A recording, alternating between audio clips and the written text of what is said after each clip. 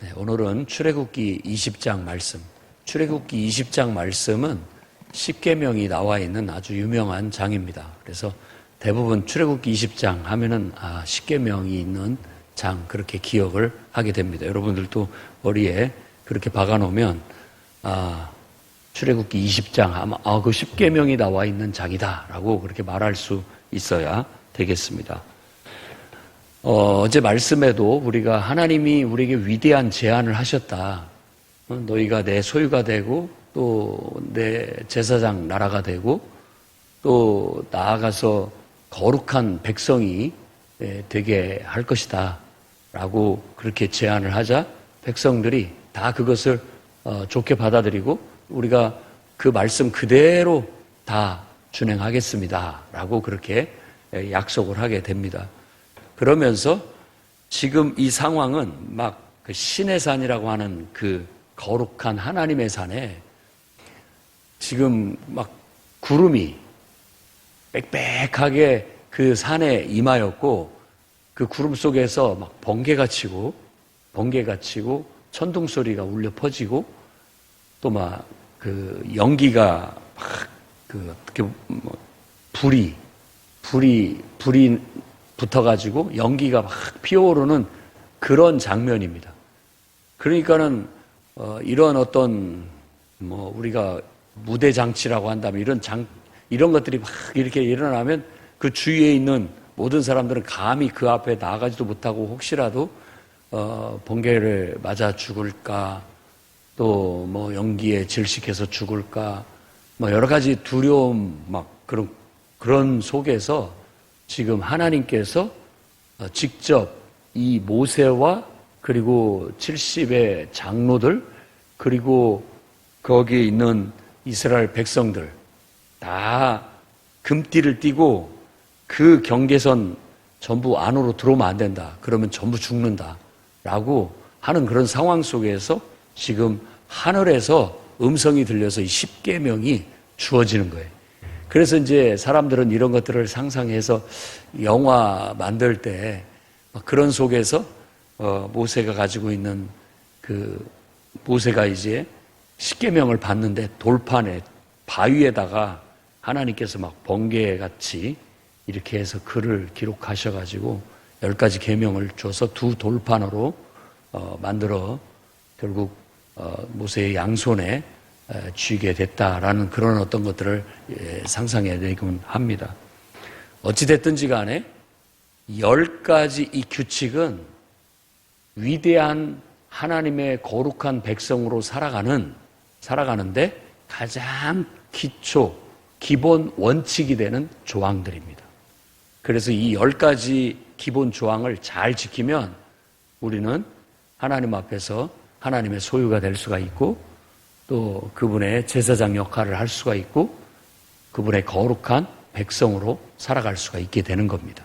그래서 신구약을 넘어서서 구약이 됐든 신약이 됐든 이 10가지 규칙은 모든 하나님을 섬기는 사람의 삶의 10가지 수칙, 기본적으로 우리가 이 원칙 하에 살아야 된다라는 10가지 원칙으로 삼아야 됩니다. 그래서 여러분 마음속에도 이 10가지 원칙들을 딱 새겨놓고 여러분 마음의 이 두 가슴판에다가 이 10가지 수칙을 항상 기억하고 살아간다. 새겨놓고 살아간다. 그렇게 생각하시기 바랍니다. 그래서 율법을 이제 돌에다 새길 일이 아니라 우리 마음판에 새겨야 된다라고 사도 바울도 우리에게 그렇게 얘기합니다. 우리는 이미 영적인 성령의 사람이기 때문에 우리 영혼 속에 영혼의 두 마음 중심에 두 돌판에다가 이 조항을 새겨놓고 항상 그 원칙 하에서 살아가고 그 원칙 하에서 판단하고 분별하고 그 원칙 하에서 결정하고 그러고 행동해 나가야 됩니다. 그 첫 번째 원칙이 뭐냐? 바로 나 외에 다른 신을 두지 마라. 이게 모든 조항의 가장 기초가 되는 겁니다. 하나님 외에 다른 신은 없다. 다른 신은 없다. 물론 사람들이 신이라고 말하는 어떤 것들은 있을 수 있지만 본질적으로 봤을 때 온 세상을 창조한 신은 한 존재밖에 없다.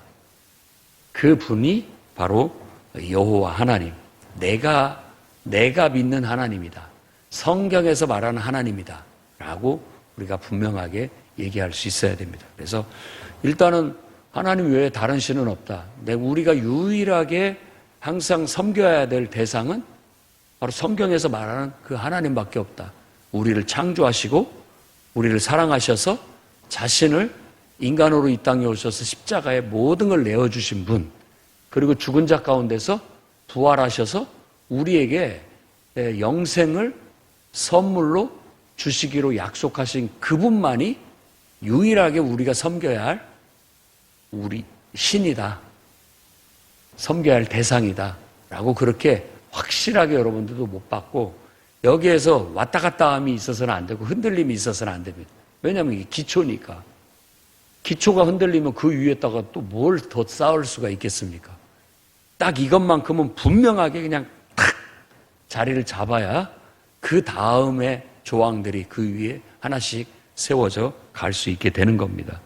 그러니 하나님 외에 다른 신은 없다. 오직 내가 섬겨야 할 유일한 대상은 성경에서 말하는 그 하나님밖에 없다. 라고 여러분이 아주 확실하게 여러분 마음판에 깔아놓고 여러분의 인생을 살아가시기 바랍니다. 그러니까 우리 믿음이 흔들리면 정말 하나님 계신 거 맞아? 이렇게 되면 안 됩니다. 이것은 내가 살아가는 삶에 땅이 있고 하늘이 있듯이 내가 땅이 이거 진짜 맞아? 하늘이 진짜 하늘 맞아? 이렇게 말하는 거나 똑같은 거예요. 우리가 땅을 딛고 살아가고 있고 하늘에서 내리는 비와 모든 빛과 혜택을 잊고 살아가면서도 그걸 부정하려는 어리석은 거나 똑같은 겁니다. 하나님이라는 존재는 바로 하늘이나 땅 같은 그런 존재입니다.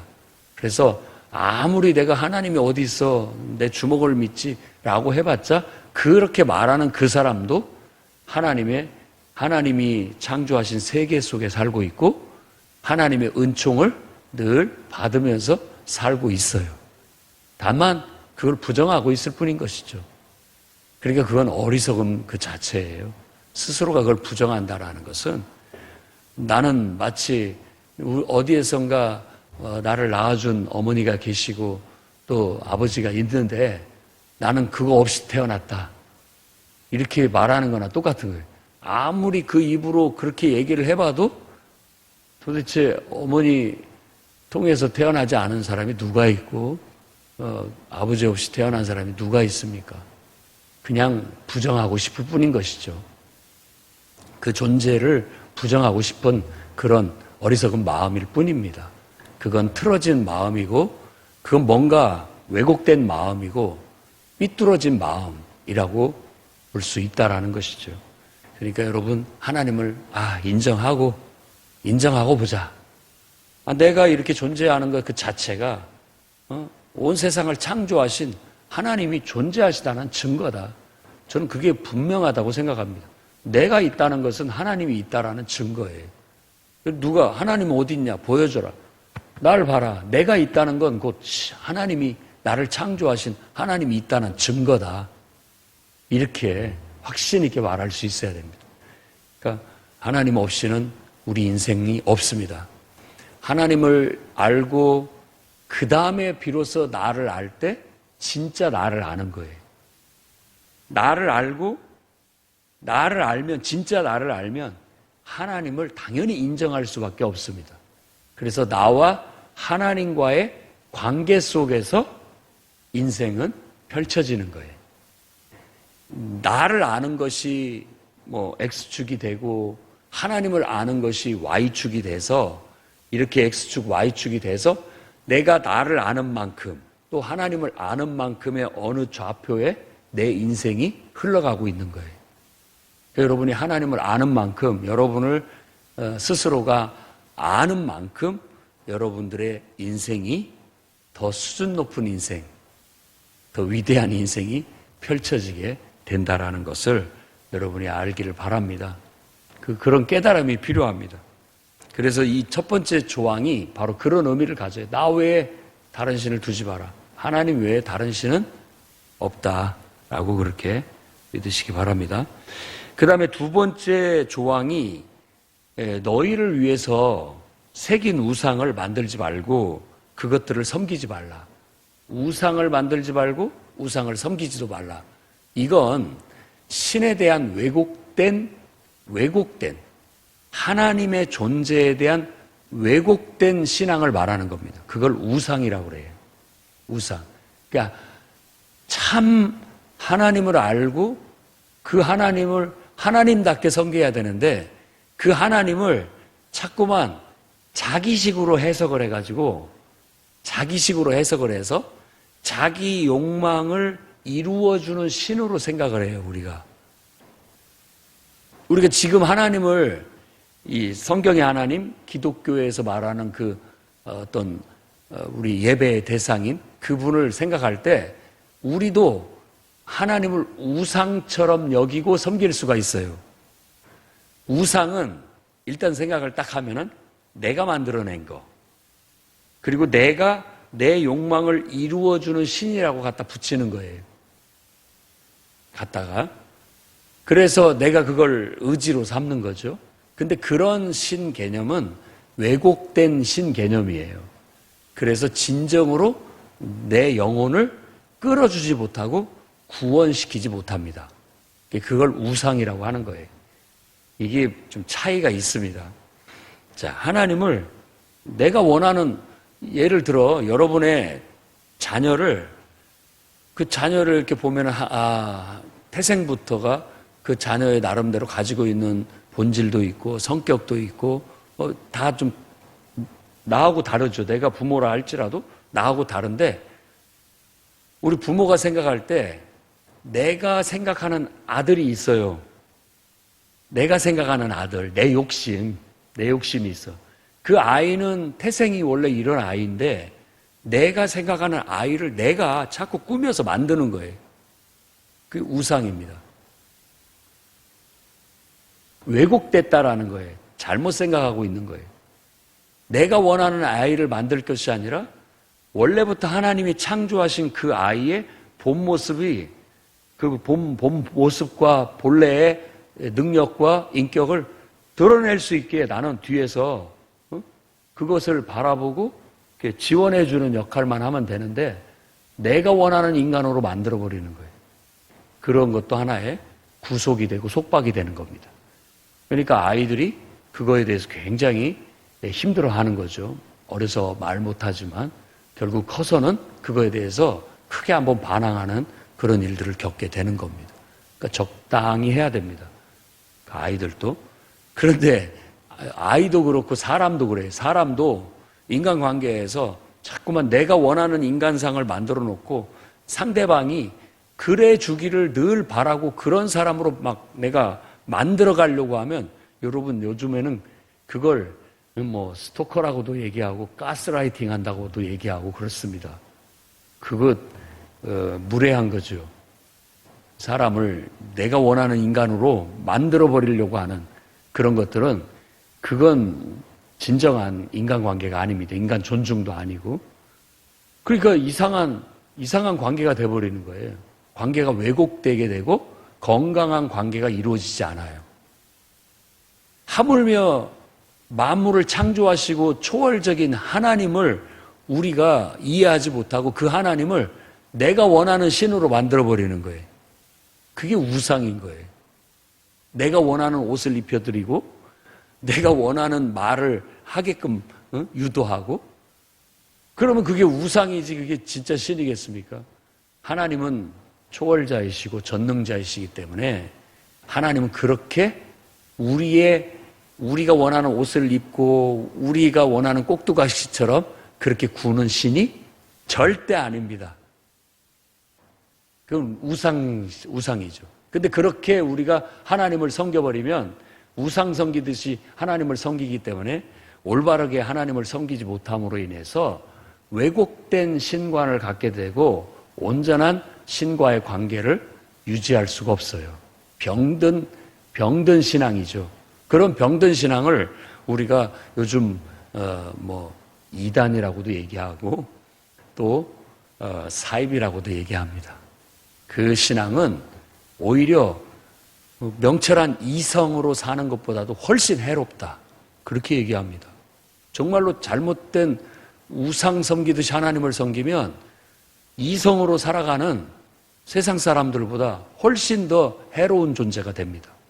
그러니까 여러분들도 하나님을 제대로 알고 자기를 제대로 알고 바른 영성을 추구하고 하나님과의 올바른 관계 속에서 자기의 변화를 이루고 자기 자신이 하나님이 이끄는 대로 이렇게 수준이 높아져 가야지 내가 원하는 신으로 끌어내려갖고 내가 원하는 꼭두각시 하나님을 만들어갖고 만드는 거죠. 그건 딱 우리가 보통 동화에서 보는 요술램프 지니로 만드는 겁니다. 하나님을.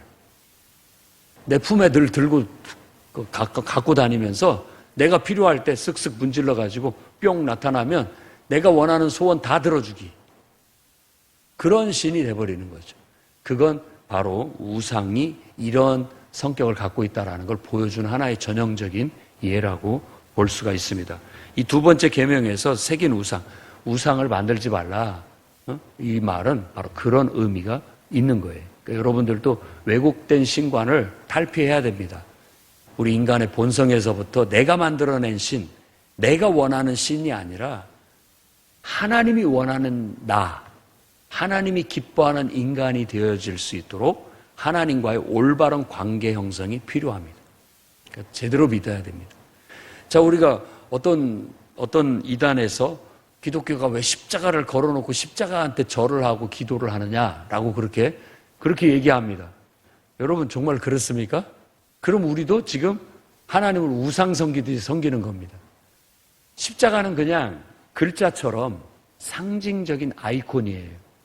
십자가를 보면 하나님을 떠올리고 하나님의 우리를 위해서 자신을 내어주신 사랑을 생각하게 되고 십자가 그 자체가 어떤 우리를 보호하는 기호가 아니고 어떤 신도 아니고 그걸 바라보면 그냥 나도 모르게 그분의 사랑 속에 쑥 들어가고 그분의 은혜를 느끼고 깨닫고 그런 어떤 것의 아이콘으로만 쓰여지는 거죠.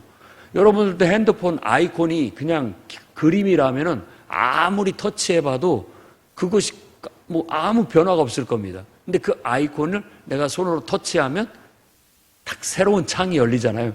그 아이콘이 담고 있는 그 프로그램 속으로 쏙 들어가잖아요. 똑같은 거예요. 그렇기 때문에 이게 십자가는 우리가 우상이 아닙니다. 금으로 치장하고 보석으로 치장할 일이 아니라 거친 십자가가 오히려 더 하나님의 임재를, 더 하나님의 사랑을, 하나님의 은혜를 더 깊이 묵상할 수 있게 만들어준다면 거친 십자가가 더 우리에게는 의미가 있는 거죠. 더 어떻게 보면 상징적인 의미를 갖게 되는 것이죠. 그래서 우상을 만든다는 건 우리가 보기 좋게 화려하게 꾸미고 내가 원하는 어떤 것들을 만드는 잘못된 신앙이라고 볼 수가 있습니다.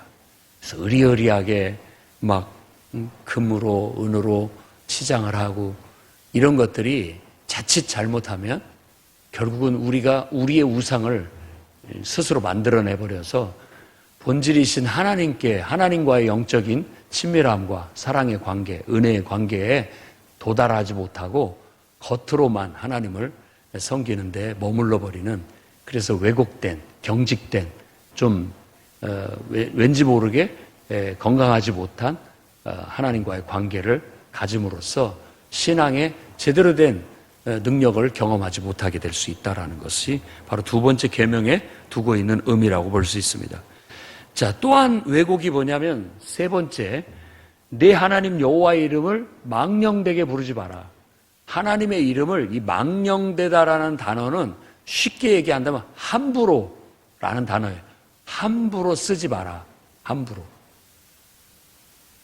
그러니까 아무 때나 가서 그냥 하나님의 이름을 부르고 하나님의 이름을 쓴다라는 것은 하나님을 욕되게 하는 것이다. 그러니까 하나님을 욕되게 하지 마라 이런 거예요.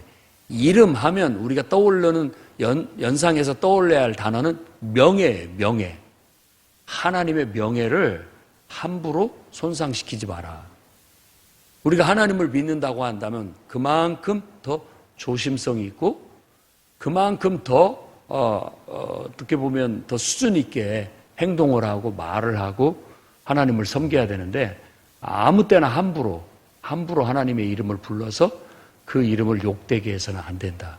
심지어는 죄를 짓는데도 하나님의 이름을 불러가지고 자기를 합리화시키고 그걸 포장을 해버리면 하나님의 이름이 뭐가 되겠습니까?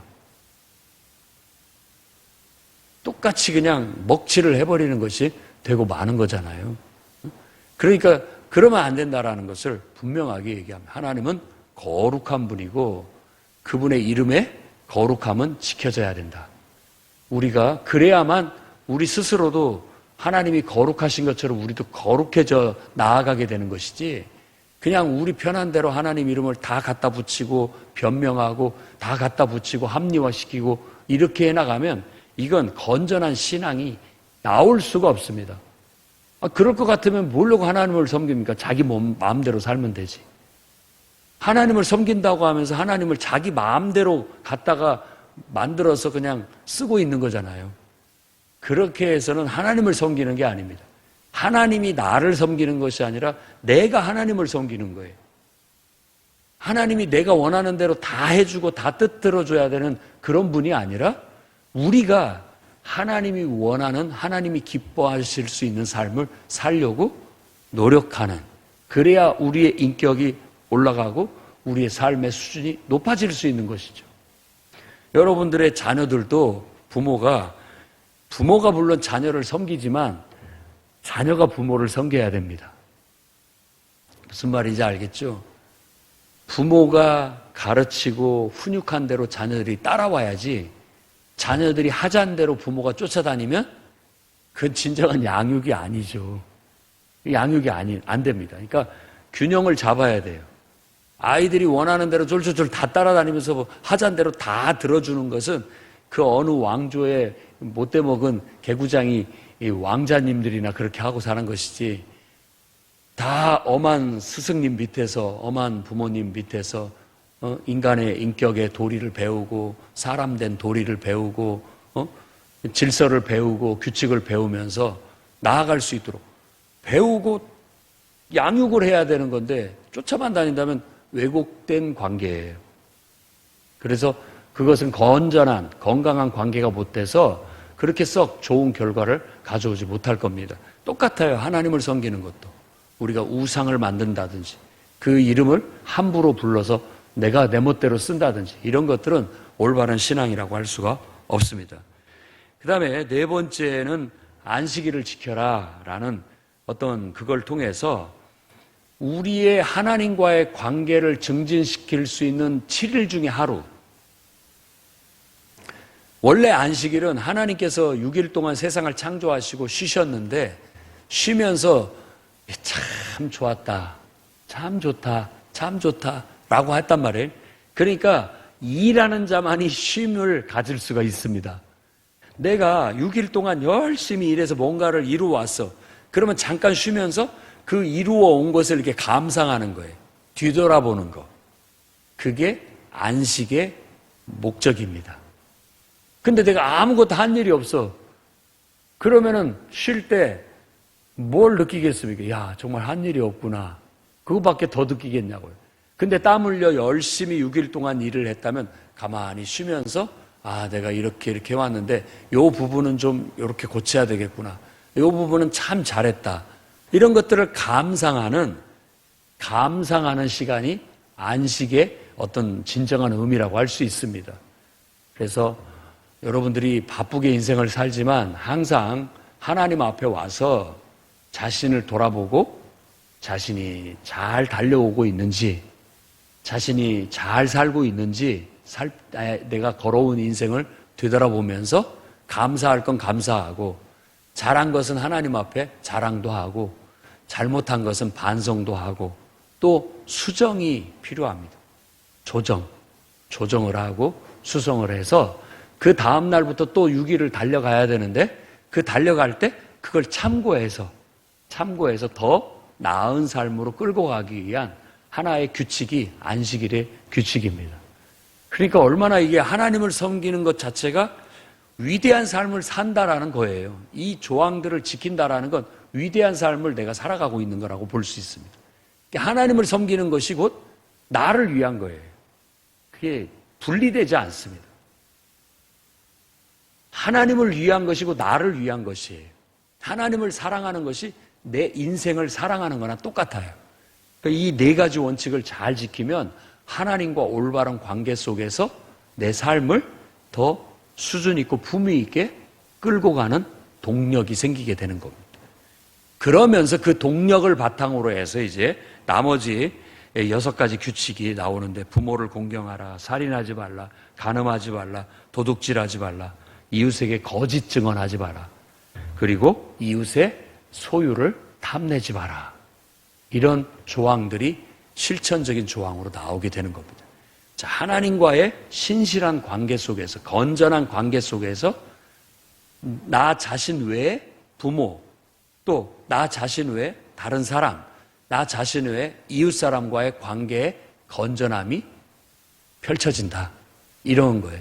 그러니까 하나님과의 관계가 바라야 내게 주어진 인생과의 관계가 올바르게 되고, 내게 주어진 하나님이 붙여주신 사람들과의 관계도 온전해질 수가 있다. 그러니까 우리가 살아가는 인생 속에서 다른 사람과의 관계의 온전함의 시작은 부모를 공경하는 것부터 시작을 해서 사람을 죽이지 않는 것, 그 사람에 대한 존중, 그리고 간음하지 않는 것, 욕망에 치우치지 않는 것, 그리고 도둑질하지 않는 것, 자기 힘으로 열심히 일해서 성실하게 살아가는 것을 강조하는 것이고, 이웃에게 거짓 증언하지 않는 것은 항상 진실된 삶을 살라는 것이고, 이웃의 집을 탐내지 않는다라는 것은 우리가 다른 사람하고 비교하지 않는다라는 의미가 강합니다. 절대 다른 사람은 다른 사람이에요. 그냥 비교하면 안 됩니다. 그런 비교는 우리를 병들게 만들고 상처받게 만들고 힘들게 만들 뿐이에요. 그 사람은 그 사람이고 나는 난데, 나는 하나님을 중심으로 해서 움직이는 사람이지 사람하고 비교하면서 움직이는 사람이 아닙니다. 그러면 우리 인생이 건전하지 못하게 되고 우울해지게 되는 겁니다. 나는 나의 인생이 있는 거예요. 그래서 마이웨이라는 것도 굉장히 사람이 인생을 경험하면서 그것이 중요하다는 걸 알기 때문에 그렇게 얘기하는 거예요. 마이웨이지만 우리에게는 항상 우리 중심에 하나님이 딱 계시는 거죠. 하나님과 나가 하나가 된 상태가 인간의 가장 온전한 상태, 구원받은 인간의 상태라고 볼 수 있죠. 하나님과 분리가 됐으면 그 즉시 우리는 정상이 아닙니다. 근데 하나님과 딱 하나가 됐을 때 정상이 되어서 진짜 부모를 공경할 수 있게 되고, 사람을 존중할 수 있게 되고, 욕망을 따라 치우치지 않게 되고, 성실한 삶을 살 수 있을 뿐만 아니라 또 항상 진실된 그런 삶을 살게 되고, 남들과 비교하지 않고 그걸로 시기 질투하지 않고 자신의 길을 정말 홀로 서기를 통해서 당당하게 걸어갈 수 있는 한 구원받은 온전한 인간이 될 수 있다라는 겁니다. 그 회복된 인간이 되는 겁니다. 이게 10가지 원칙입니다. 더 많은 자세한 얘기로 설명을 드릴 수 있지만 시간 관계상 짤막하게 얘기하지만 10가지를 여러분 마음속에 새겨놓고 이것만 잘 지켜도 하나님 백성답게 살아갈 수 있습니다. 아, 저 사람은 하나님을 섬기는 사람이 맞다라고 할 만큼 왠지 모르게 더 수준 있고 더 품위 있는 삶을 살게 될 것입니다. 18절에서 21절에는 막 우레소리, 번개소리, 나팔소리, 연기, 막 이런 모든 그런 속에서 하나님께서 지금 막 이 십계명을 막 이렇게 모세에게 들려주시고 계시는데 백성들이 그걸 보면서 들으면서 두려워합니다. 그러면서 이때부터는 이제 모세에게 우리에게 하나님이 직접 말하는 거 우리가 너무 무섭다. 그러니까 모세에게만 말하게 해라. 그리고 우리는 모세를 통해서 듣겠다라고 그렇게 얘기를 합니다. 어쩌면 정말 하나님의 음성을 드러내는 게 여러분 쉽지 않습니다. 그렇죠? 모든 성도들이 하나님 성경 말씀 너무 어렵고 그 뜻을 다 이해하기도 어렵고, 그러니까 목사님을 통해서 그걸 좀 풀어서 얘기해 주십시오. 우리가 사실 안다면 히브리어도 배워야 되고 헬라어도 배워야 되고 수많은 주석책도 봐야 되고 많은 학자들의 연구도 봐야 되고 그래야 어떻게 보면 그 진정한 참된 의미를 읽어낼 수 있는데 아니 바쁘게 살아가는 성도들이 직장 생활하려 자식들 돌보려 가정 돌보려 하는데 언제 그런 것들을 하고 있습니까? 그러니까 그것을 전문적으로 하시는 권위 있는 목사를 통해서 그런 말씀을 잘 해석해서 우리에게 들려주시면 좋겠습니다. 그런 어떤 원리가 이 속에도 담겨 있다고 볼 수가 있습니다. 물론 여러분들도 다 성령의 충만함을 받고 관심을 가지면 하나님의 음성을 들을 수 있고 하나님의 뜻을 분별해낼 수 있습니다. 그러나 그런 것들이 쉬운 일은 아니에요. 마치 하나님 앞에 접근하기가 말같이 쉬운 게 아닙니다. 하나님의 뜻을 알아내고 하나님의 음성을 드러내는 게 그렇게 말같이 쉽게 되는 것은 아닙니다. 그만큼의 수행과 또 어떤 그런 것들이 있어야 가능한 거예요. 그래서 다른 백성들은 뒤에 두고 모세만 흑암 속으로 들어가는 겁니다. 흑암이 다 상징적인 의미에서 나쁜 의미가 있지만 여기서 말하는 흑암은 밤이라는 게 안식, 휴식이라는 의미 있지만 여기서는 흑암이 하나님의 미지의 임재 속으로 나아간다라는 거예요. 그런 의미로 모세가 흑암 속으로 나아가니라라고 그렇게 얘기를 하고 있는 거예요. 여러분 그런 게 기대되지 않습니까? 하나님을 더 깊이 알고 싶다. 미지의 하나님, 우리가 알지 못하는 그 영역의 그 하나님을 더 깊은 곳에 가서 하나님을 탐구하고 싶고 그분을 경험하고 싶고 그분의 그 위대한 능력들을 깨닫고 싶다. 이런 어떤 영적인 소망이 흑암 속으로 나아가는 거예요. 여러분 두려움을 가지면 못합니다. 자신을 내어놓고 헌신돼야 그 임재 속에 나아가 정말 더 깊은 하나님을 경험할 수 있고 하나님을 더 깊이 알아가는 그런 은혜를 경험할 수 있게 되는 거예요. 그런 사람들의 간증과 가르침이 이제 일반 성도들이 그런 것들을 나눠 가지게 되는 거죠. 그러니까 그런 사람이 필요한 겁니다. 그런 은혜를 흑암 속에 가서 하나님을 경험하고 더 깊은 하나님을 알고 이런 사람들의 지식들을 공유하면서 같이 신앙의 수준이 높아져 가게 되는 거예요. 그런 영적 지도자들이 교회 안에는 필요합니다. 다음에 22절에서 26절 말씀은 이제 제단을 사용하는 방법에 대해서 얘기를 합니다. 우상 섬기듯이 하나님을 섬기지 마라 라고 얘기했는데 우상 섬기듯이 하지 않는다라는 것은 순수하게 하나님께 맞춰가는 겁니다. 그래서 토단을 쌓아야 되고 이렇게 인위적으로 가해서 돌을 쪼아가지고 다듬어갖고 만든 제단은 안 돼요. 그러니까 하나님을 섬길 때 우리 인위적으로 하나님을 제단하면 절대 안 됩니다. 우상이 되는 거예요. 하나님은 하나님의 그 거룩함과 순수함 있는 그대로 우리가 그분을 그대로 받아들여야지 내가 하나님을 내 원하는 모습으로 만들어서 하면 안 됩니다. 자, 그리고 돌계단을 쌓으면 안 됩니다. 여기서는 하체가 보인다. 밑에서 이렇게 보면 보인다라는 건데 이건 어떤 유의적인 표현이고 돌계단을 쌓지 말라는 것은 인간은 늘 뭔가 이렇게 포장하려고 하고 더 권위 있게 보이려고 이렇게 포장을 하고 더 높게 만들어서 뭐 이렇게 하려는 인위적인 어떤 인간적인 그런 요소들이 있습니다. 하나님을 예배하고 하나님을 섬기는 데는 철저하게 이런 것들이 배제돼야 됩니다. 가나안에 있는 여러 종교들이 그런 식이에요.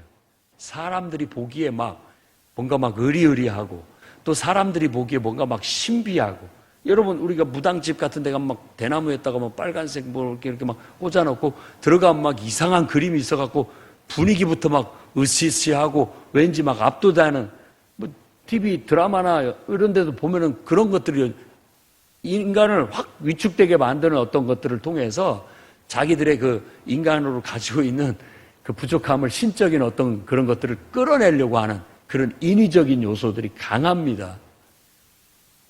그렇게는 진짜 하나님을 못 만납니다. 그렇게 해서는 우상이나 만나고 귀신이나 만나는 것이지 진짜 하나님은 순수 있는 그대로 하나님을 위해서 여러분들이 뭔가를 포장해 줘야 되고 하나님을 위해서 뭔가를 꾸며줘야 되고 이렇게 생각하지 마십시오. 하나님은 그 자체로서 충분히 위엄이 있고 권세 있고 능력이 있어서 우리가 뭔가를 갖다 붙이면 오히려 버려버립니다. 그렇기 때문에 하나님은 이름자를 4개의 철자로 표기만 했지 이름도 못 부르게 했어요. 왜냐하면 하나님을 우리가 말하는 즉시 그분을 왜곡시켜버릴 수가 있기 때문에. 그분은 너무 크고 제한이 없는 분인데 내가 그분에 대해서 말하는 즉시 어떤 면에서는 맞지만 그 하나님을 내가 제한하는 것이 되는 거예요. 여러분 그거 느껴보셨습니까? 내가 제한하는 거예요. 여러분 함부로 말하면 안 됩니다. 하나님에 대해서도. 그런 것들에 대한 정신이 22절에서 26절에 나타나 있어요. 토단을 쌓고 계단 만들지 말라. 거기에서 하나님 앞에 번제로 화목제를 드려라. 그럼으로써 하나님과의 친밀한 영적인 소통과 교통을 순수하게 이루려고 하는 게 우리의 예배에, 하나님을 섬기는 예배의 방법이지, 다르게 하나님을 예배해버리면 예배 실패한다. 결국은 내가 원하는 거 들어주고 내가 원하는 하나님으로 내가 재단해버려서 내 주머니에 쏙 넣고 다니는 그냥 우상이 돼버리는 거예요. 하나님은 절대 그런 분이 아니라는 걸 여러분 명심하시고 제대로 된 성경의 하나님을 알고 깨닫고 바른 신앙을 통해서 건전한 하나님과의 관계 속에서 여러분 인생을 다른 사람과의 관계 속에서 잘 펼쳐나가는 그런 성숙한 위대한 신앙의 사람들이 되시기를 주의 이름으로 축원합니다. 기도하겠습니다. 거룩하신 주님, 하나님을 섬기는 것은 수준 있고 거룩해서 자기 자신을 하나님께 내어 맡기고 온전히 헌신하지 않고는 그 길에 도달할 수 없고 그 길을 온전히 걸어갈 수 없음을 느낍니다. 주님 깨우쳐 주셔서 우리에게 주신 십계명에 담긴 참된 의미를 알게 하시고 또 그 계명들을 우리의 삶의 원칙으로 가슴판에 새기고 실천하며 살아가서 하나님을 더 깊이 알아가고 그 아는 만큼 우리의 삶의 수준도 높아지고 인생이 더 위대하게 펼쳐질 수 있도록 역사하여 주시옵소서. 예수님 이름으로 기도드립니다. 아멘.